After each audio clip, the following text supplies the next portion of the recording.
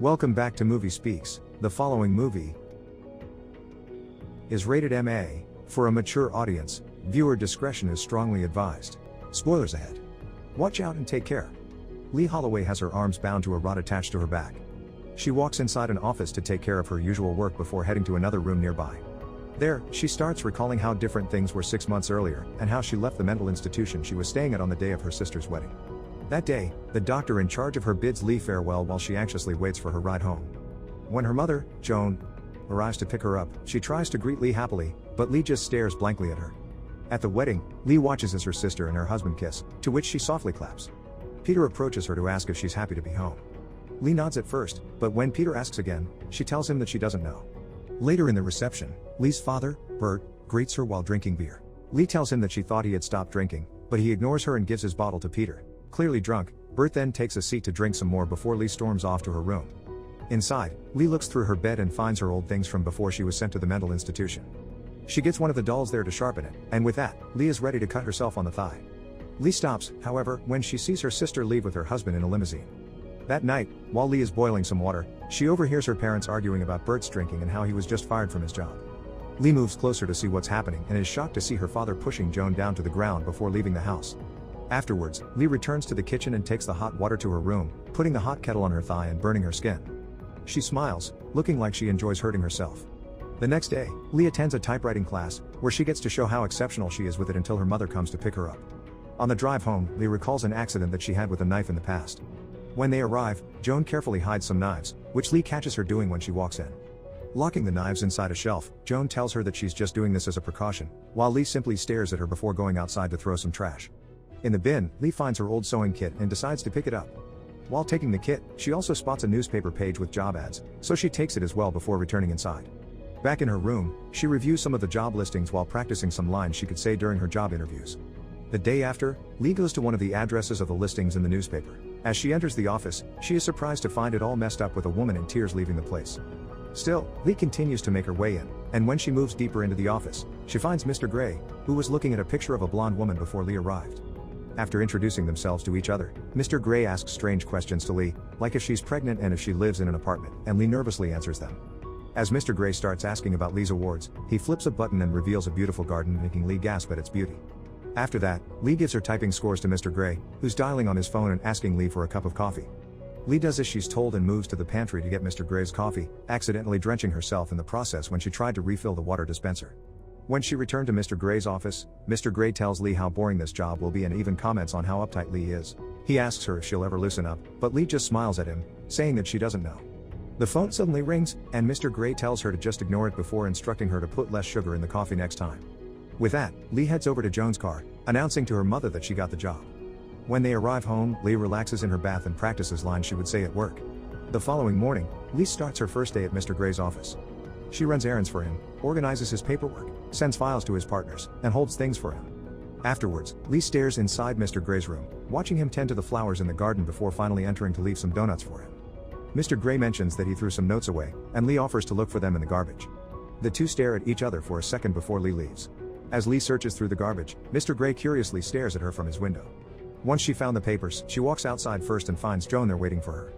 Lee tells her mother that she's staying there for 5 more hours, and Joan promises to wait before Lee heads back to Mr. Gray's room.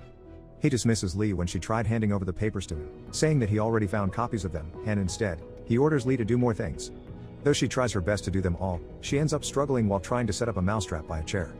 Mr. Gray starts checking her out, and Lee catches him. They lock eyes and stare at each other again before the phone rings by the front desk. Later, Lee is tending to her wounds from earlier when Mr. Gray sees her. Embarrassed, Lee stops and packs her things up while Mr. Gray watches by the door before leaving. After work, Lee and Joan talk about Lee's day, and Joan mentions that Peter called her, making Lee smile. Later, Lee meets up with Peter in a nearby laundromat. When they start talking about being in relationships, Lee chugs down a glass of wine. Shortly after, the two are talking about how much they've both changed since high school when Mr. Gray suddenly enters the laundromat. He notices Lee and Peter talking about underwear before they start kissing. Mr. Gray quickly looks away and returns to his car. At work the next day, a frustrated Mr. Gray storms to Lee and hands her a letter with 3 typing errors in it. Embarrassed, Lee apologizes, but Mr. Gray still gives her an earful before ordering her to retype it and get it right. Throughout the day, Lee tries to fix her mistakes, but she ends up redoing her letters repeatedly, frustrating her as she anxiously works on them again. By the end of the day, Lee goes to Mr. Gray's room and submits another letter for him. Mr. Gray ignores this at first in favor of ordering her to make a bill for a woman outside. But suddenly, he notices a tear in Lee's skirt, so he starts lecturing her, scolding her for the disgusting way she dresses and for her incessant fidgeting from her hair playing to her constant sniffing.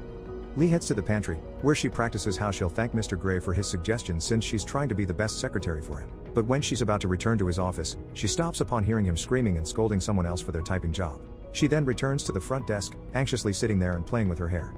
Later, after leaving the office, Lee goes to Peter's house, where the two are together with Peter's parents. The next day, Mr. Gray calls Lee to his office, then tells her to pick up the phone. Lee is confused since there is no ringing coming from it, but Mr. Gray suddenly starts making ringing noises, making Lee answer the phone. Mr. Gray then points out that Lee should have a bigger voice and that she should sound more confident in herself when she speaks. He then asks her to sit with him by his couch and asks if she's been on a date recently. Lee says yes, telling him that she was with Peter. When Mr. Gray asks if they've slept together, Lee laughs the question off and answers with no. They then talk about shyness and how it shouldn't stop them from opening up to each other before Mr. Gray starts asking about Lee's wounds and the sewing kit she always has. This takes Lee aback, and she only tells him that she's shy.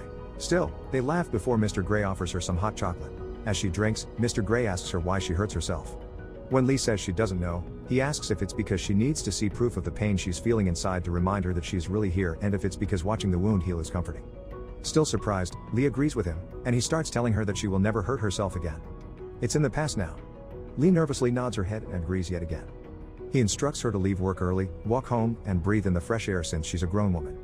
Before leaving, Mr. Gray takes a photo of Lee as she smiles and laughs, now looking looser and more relaxed. As she leaves work, Lee tells her mother that she'll be taking walks from now on. Speaking to herself, she realizes that she's never walked alone before and that she's beginning to feel something for Mr. Gray. The next day at work, Mr. Gray angrily scolds Lee over a spelling mistake, making Lee sniffle again. Hearing this, Mr. Gray demands Lee to go to his office, and there, he orders her to read her letter on the table while she's bent over. When Lee says she doesn't understand, Mr. Gray asserts that there's nothing to understand before repeating his instruction. As she starts reading, Mr. Gray suddenly smacks Lee on her bottom, making her stop and stare at him in shock.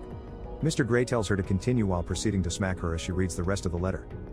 When she finishes, Mr. Gray orders her to read the letter again, but this time, he's smacking her more.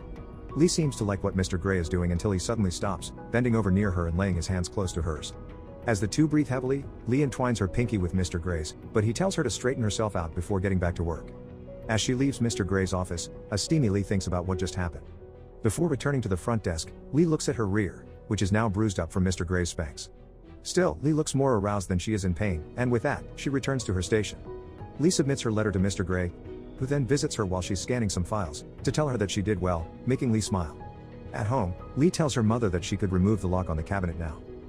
The morning after, Lee throws her old stuff into the river, letting go of her past, before making her way to Mr. Gray's office. Throughout the day, Mr. Gray orders Lee around, making her do outrageous things while she willingly submits herself to all of Mr. Gray's orders. Later in the night, before Lee sleeps, she touches herself while thinking of Mr. Gray being with her. As she's doing it, she suddenly sees a picture of Peter, but she puts it down and lets her thoughts drift back to Mr. Gray. The next day, while Mr. Gray is speaking with a client on the phone, Lee spots a mistake on a letter she's working on. She thinks about erasing it, but she decides against it, wanting Mr. Gray to spot it.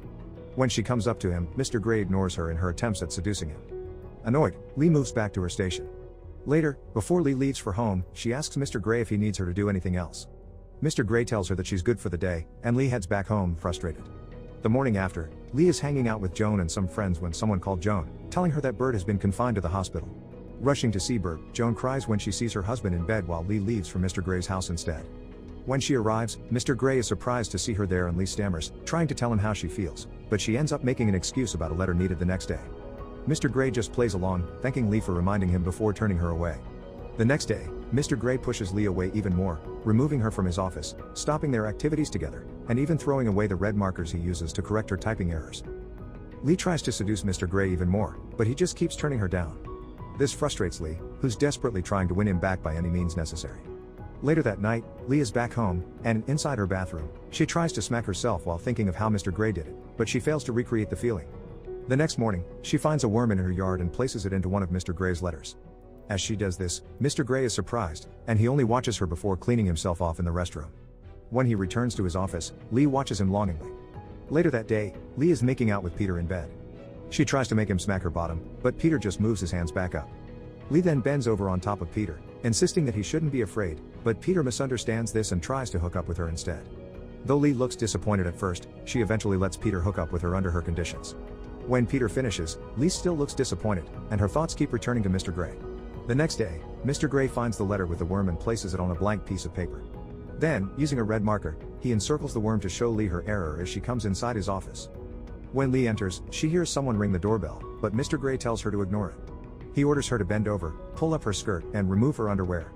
Lee is surprised by this, but she reluctantly follows as Mr. Gray stares at her, slowly getting closer before touching and pleasuring himself. As he does this, he starts shaking and gasping before leaning against Lee, finishing himself off, and walking back to his chair.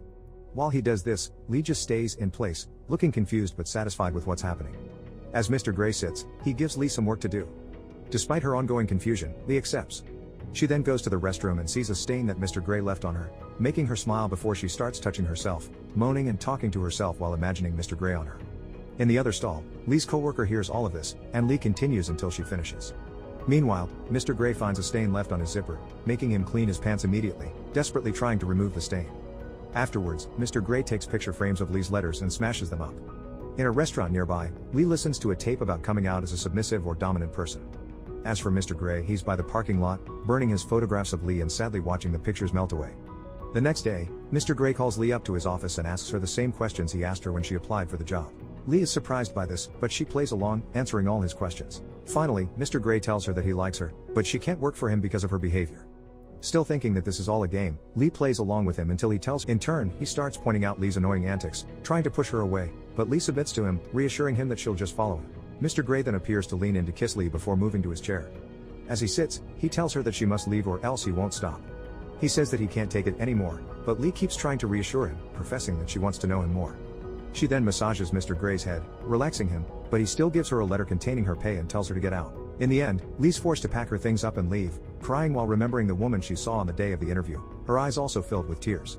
In the days after, she pretends to leave for Mr. Gray's office, watching it from across the street, and she even sees the new girl he hired as his secretary. She then tries meeting other people, seeing if their odd preferences would fit hers, but she eventually stops, and instead, she focuses on helping her dad out.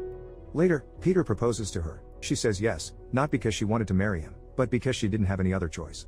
As she tries on her wedding dress, she suddenly removes her veil to stare at herself in the mirror. Lee then storms off, leaving her engagement ring on a table as she runs to Mr. Gray's office. There, she confesses to Mr. Gray that she loves him, but he denies this, telling her that they've resolved everything when he gave her severance check. Lee keeps reiterating her love for him until Mr. Gray orders her to keep her palms on his desk, keeping her there until he returns. Lee obeys, waiting for Mr. Gray while he watches her from outside. Later, Mr. Gray calls Peter and informs him that Lee is in his office. Afterwards, Mr. Gray calls the phone inside his office and is surprised to see Lee trying to answer it with her mouth. Seeing this, Mr. Gray mutters to himself, admitting that he likes Lee, too. Back inside, Peter suddenly enters the room, much to Lee's disappointment. She tells Peter to leave, claiming that he's trespassing, but the already confused Peter could only ask what's happening and why she's not moving her hands away from the table. She ignores him, and when Peter suddenly moves her away from the table, she screams in anger, slapping and hurting Peter, before returning to the desk to place her hands back on top of it. She then tells Peter that she doesn't want him and that he needs to get out, making the poor man leave. The morning after, Lee is sleepless and tired while she stays at the table, even with people coming to visit her and talk some sense into her. Others support her, but she only ignores them as she continues to stay there. Meanwhile, the rest of the people outside continue with their lives, including Mr. Gray, who just stays at home, thinking about Lee.